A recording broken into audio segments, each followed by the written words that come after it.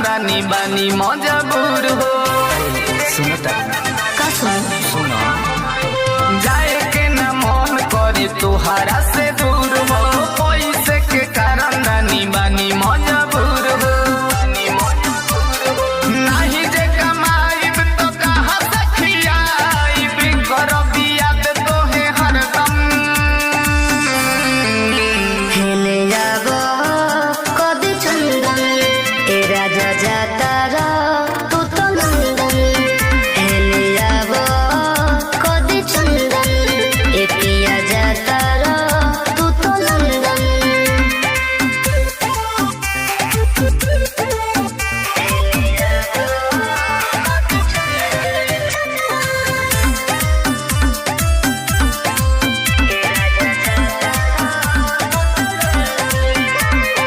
चल जइब बहरा त कदी कैसे रतिया, याद आई कई तोहर मीठी मीठी बतिया।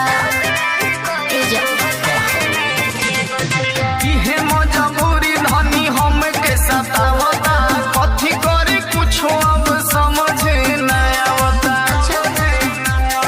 बतिया के मानो नहीं जिद तू कर, करब फोन तोहे हरदम।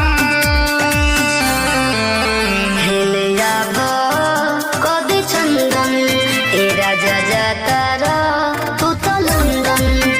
हेले जाबो कदी चंदन ए पिया जाता रा तू तो लंदन। हेले जाबो कदी चंदन। Music by Jadis Mahir.